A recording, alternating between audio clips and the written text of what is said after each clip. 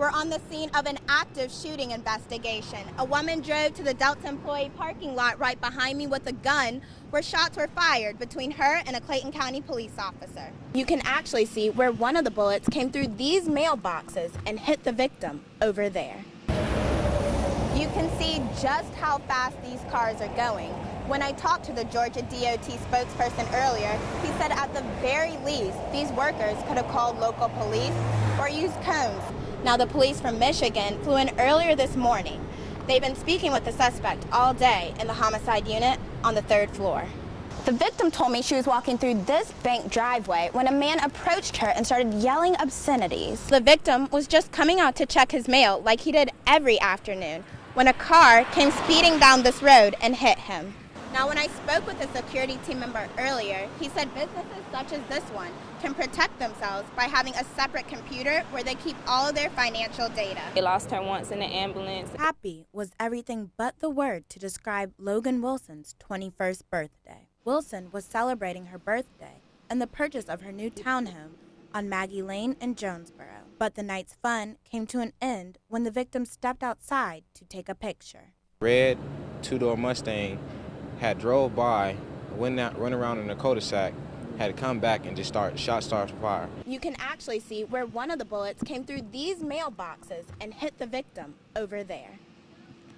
Took 4 bullets, 2 to the head, 1 went through her shoulder, another hit her in her kneecap. Police believe a roommate dispute may have been the motive behind the violence. Victor, the subject, a roommate, and it was idle threats made. Earlier this morning, Grady doctors were able to stabilize Wilson, but friends and family, in shock of the night's events, continue to pray.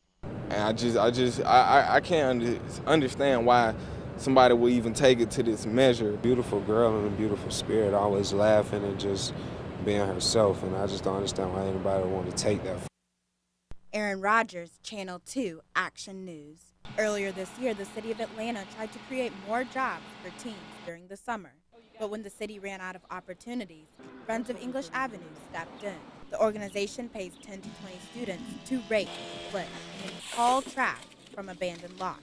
And the only requirement for employment? Show up on time dressed to play. But to the kids, it means a lot more than a summer job. Many have younger siblings and want to see them live in a better community. I don't want her to grow up and be in this negative neighborhood with the drugs and all types of things going on. Friends of English Avenue hope to create a sense of pride so the kids will take initiative in keeping their streets clean. It takes a lot of effort, but it also takes courage and it takes integrity and heart for you to say, okay, I need to live in a better place. And their small steps have spurred a larger movement. Other neighbors are getting involved and providing encouragement for the teens. And it's because of that sense of alliance and that sense of coming together. Aaron Rogers, Channel 2 Action News. The city of Atlanta is trying again to apply for a federal grant that officials hope will make the area more tourist friendly. I spoke with a city councilman earlier about the particular funding that could bring a streetcar to the downtown area. If all goes as planned, Atlanta residents could see a new type of public transportation by 2013. The MARTA-sponsored project will create a 2.6-mile loop for a modern-style streetcar.